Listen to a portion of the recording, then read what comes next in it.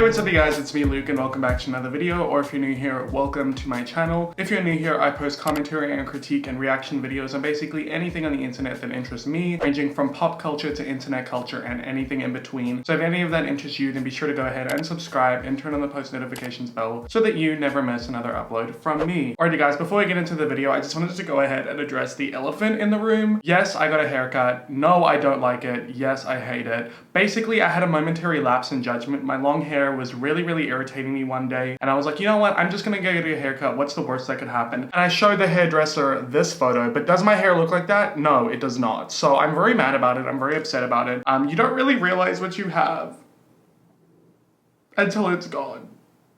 So we're not going to talk about my hair, and if we are, we're going to keep it nice and civil, okay? Let's just move on from that, because looking at myself in the viewfinder right now is giving me an existential crisis because I feel like my head looks too big for the amount of hair that I have.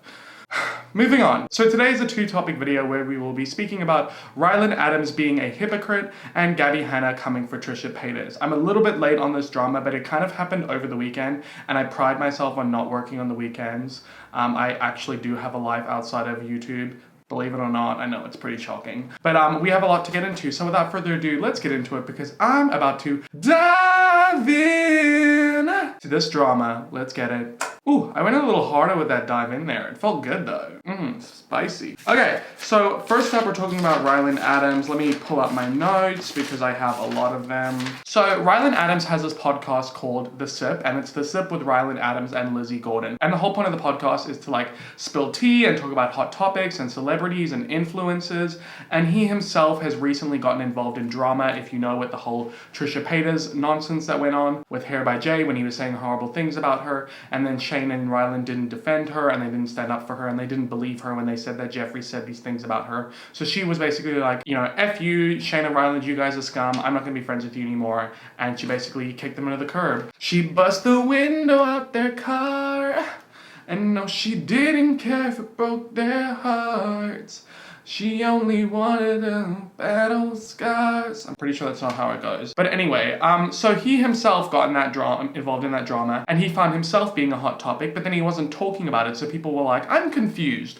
You talk about hot topics, but you are a hot topic, and you're not going to talk about the hot topic? Don't take a shot every time I say hot topic. Or do. Live life on the edge. But yeah, so he was involved in that, and then he eventually did speak about it. He kept it very brief though. It wasn't like too tea spilly. And he even at one point turned off the comment section without telling his co-host Lizzie Gordon. She said that she like one day like contacted him and was like, oh my god, I think we've been hacked. Like the comment section just isn't working. And he's like, nope, I turned it off. Like without even consulting her. I guess Rylan is the one who runs the shots. And sometimes he'll even appear in the thumbnails solo, and it's like, Rylan, this podcast isn't just all about you. This isn't the Rylan show. He even said in the latest episode of the podcast that he's unsure if he'll be turning on the comments for this podcast. He did turn them on, and the comments are not positive at all. They are really negative. But, you know, it is what it is. People are basically calling out Rylan for being a hypocrite. Let's actually go ahead and read some of the comments, actually. Why not? So basically, the comment section is either bashing Rylan or praising Lizzie. And that's pretty much all you're going to get, is people in the comment section saying this podcast is so boring or uninteresting, and Rylan is like super boring, and the only thing interesting about the podcast is Lizzie. So that's how people are feeling about the podcast. This person says, I could do with less Rylan and more Lizzie. This person says, Rylan is a gossip queen. He starts shit and throws shade at Lizzie constantly. I didn't realize that until after the whole Trish thing. I heard he's a very nasty, sass, gossipy person more than Shane. This person says, every time I watch, I'm shocked at how ignorant you are on basic things. People are also coming for them for like doing a lack of research, and also for just not getting their facts straight on the hot topic that they're discussing. So they are under a lot of fire in this podcast. Now, Rylan is wanting to do a rebrand. So his whole podcast had a very tea-spilling aesthetic. It was him with tea being poured over his face and his friend slash co-host Lizzie Gordon with a tea mug. It was all about spilling tea, and he basically was a glorified drama channel. That's what he was. I mean, yes, you can call it a podcast about hot topics, but you're speaking about internet drama on YouTube, on the internet, so you're basically a drama channel at the end of the day. So Rylan wanted to do a rebrand because he realizes that it was really hypocritical, not wanting to be spoken about and having his life speculated about, but then him doing the same thing. So he doesn't want people to speculate about him and Shane's life or to talk about their lives, but then he's doing the same things about celebrities and other influencers. So he realizes how hypocritical that is, and that's why he wants to go ahead and do the rebrand. Now he says with the show that he was trying to live out his childhood childhood dream of having a morning show, but that's not what the podcast is, and he just needs to accept and realize that it's a podcast, not a morning show, and it will never be a morning show. I want it to be a morning show. You'll never have a morning show. Basically like that. He wanted it to be a celebrity news show, but he realizes that YouTube isn't the space for that, which I agree with. People just aren't interested in celebrity gossip or celebrity news. Look at any of those channels like Clever or other ones that exist, and their views are very low because people just don't care about celebrity news as much as they care about influencer and YouTube news. And this doesn't really make sense because he's already done this on YouTube before. He's already done celebrity news before when he was on Clever. If you don't know, he was a host on Clever where he spoke about celebrity gossip and celebrity news. So he's already done this, so I don't know why he would want to do it again. I mean, you've done it once, don't knock a dead horse down, you know? Peace be with you, whoever is out there and the ambulance is coming for you. I always like to do that. He says that the hot topics on YouTube that work in the space are about the community, and if he were to just talk about that, then he'd just be a drama channel. At least he's self-aware. You know, we can give him that. So he says that he never wanted to be a drama channel, but he says he doesn't know if talking about celebrities is much different than him just talking about influencers, because it's still drama and they're still public figures. So moving forward, he says he's still going to be covering hot topics, just being more careful about how they do so it really doesn't seem like much is changing, in my opinion. I'm like, what even is the rebrand? And also, their merch that they came out with is still very much drama-esque. It says, and that's the sip on the back, which is basically like, and that's the tea, or like, and that's the drama. And then they've got a tea bag on the front, and tea is obviously associated with drama, because like the whole saying, what's the tea? So I'm confused as to what this rebrand is. Like, it seems like you're still going to be talking about hot topics and drama-related things, and your merch very much reflects that. So I'm confused about Ryland's rebrand. Ryland Adams is being a hypocrite. And he also spoke about Shane and said that Shane is mentally doing the best he has ever done, being off of the internet, and that's the place that he wants to get to. So, you know, I'm glad that Shane's doing okay mentally, because at the end of the day, he is still a human being. But I'm still very, very curious as to what Shane Dawson is going to do. Do you guys not wonder what he does with all his free time? Because he has a lot of it. I'm just so curious as to what he's doing, if he's going to make a comeback. I think he's going to make a comeback this year. I don't know. What do you guys think about the whole situation below? But fans are not happy about this podcast, and I do see how hypocritical it is, and how the rebrand is just really not much of a rebrand at all, but just a refresh, I guess you could say. Anyway, moving on to the Gabby Hanna and Trisha Paytas drama. So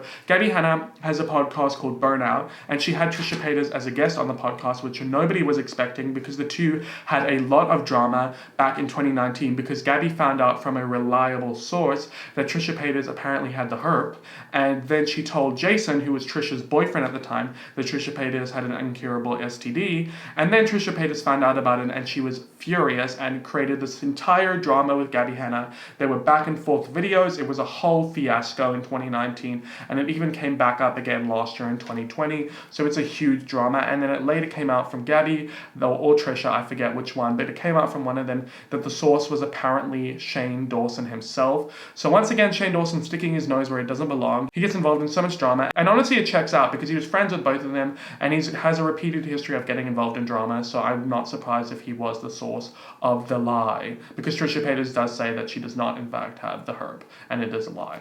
Anyway, moving on. So Gabby said she apologized for this in the podcast, but Trisha Paytas is under the impression that she didn't. So they went back and forth and argued about whether or not Gabby Hanna actually apologized for this. But then Gabby Hanna said she did apologize, but she just had a reason for why she did what she did. So it was kind of like a I'm sorry, but what she realizes isn't the best apology.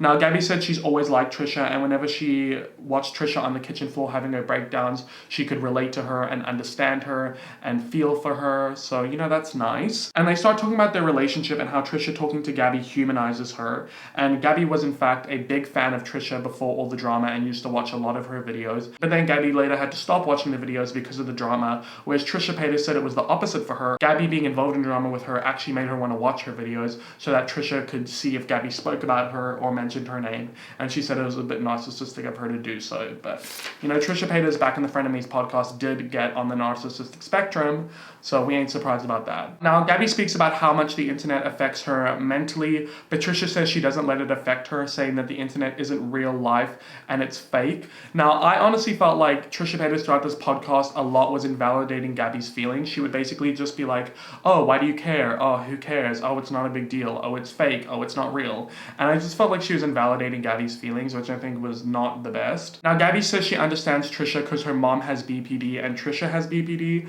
but then she also says that her mom was abusive. So I'm like, what are you trying to say? about Trisha Paytas. If you're saying that, well, you understand her because of your mom. I don't know what you're trying to say there, Gabby. Anyway, they go on a debate about the closeness of their friendship, and Trisha denies making tweets that Gabby refers to, but they're literally online. I'll try find them and put them on the screen, but they're tweets like, oh, when me and Gabby Hanna are together, we never get a selfie and it makes me so depressed, or like me and Gabby Hanna are like such great friends, essentially, is what the tweets are saying. And Trisha says they don't exist, but people literally found them on the internet. So once again, Trisha Paytas getting caught in another web of lies. And they just kept disagreeing about being friends, and it was a big fat argument that continued for way too long in the podcast. So then they get into an argument about something that Trisha said about Gabby. So Trisha previously, when all the drama was going on, basically referred to Gabby as like some 30-year-old who's like, why are you trying to like start a music career when you're 30, blah, blah, blah. First of all, Gabby Hanna isn't even 30 yet. She wasn't 30 at the time. She was, I believe, 27, and now she's 29. And Gabby just says that it really hurt her that somebody in the industry, another woman, came at her with this misogynistic rhetoric that goes on in the industry, that women over a certain age, like over the age of 30, can't make it in the music industry. And it just really upset Gabby that Trisha said these things, and then Trisha basically invalidated her feelings and was like, oh, why did it upset you? I don't care when people talk about my age. Oh, the reality is you can't make it in the industry. And then Gabby's like, yes, you can. Lizzo has made it in the industry. A couple people who are over the age of 30 who have come into the industry at that age in the music industry. So Gabby was just really hurt by those things that Trisha said, and Trisha basically didn't really apologize for that. Trisha then came out with 2 videos, which in them she says that Gabby cut a lot out of the podcast. She said they were filming for around 6 hours and Gabby cut a lot of it out. And she said she didn't watch the podcast though. Like, Gabby gave it to her to review, and then Trisha Paytas didn't even review it. So I personally don't think that Trisha can be upset. Well, she can be upset, but I think, how are you going to be upset about the fact that a lot was cut out of the podcast, or the podcast isn't what you thought it would be when you were given it to review and make changes to, but you didn't even watch it? So I just think that she kind of put herself in a corner. Trisha repeats herself a lot in her videos, but basically the gist of what she says is that she was very uncomfortable the whole time and confused because Gabby was like opening up, she was crying, they spent ages debating about whether or not they were friends, and Trisha says she's sorry if she came off cold, but she was just uncomfortable when Gabby was like opening up to her because she didn't expect it, and she said she wanted to leave, but she didn't want to be rude. So basically Trisha was just uncomfortable with the whole situation, and she came off very cold in the podcast. And I mean, her and Gabby, I think, have squashed their beef. Who really knows? I don't know what you guys think of the situation, but I think that the podcast was interesting. But once again, Trisha getting caught in her lies and Gabby getting overly emotional, they really just do play into their essential stereotypes of themselves. So that's that on that. Let me know what you guys think of that in the comments down below. And that's it for me in this video. If you enjoyed it, please give it a thumbs up. Subscribe and turn on the bell if you have not already so you never miss an upload from me. All my social media is linked down below, as well as the link to my second channel, my merch, my podcast, and my Cameo. And yeah, guys, that's it for me in this video. I hope you enjoyed it. I hope to see you in my next one. And as always, I hope that you have a great day or night, wherever you're in the world. Bye!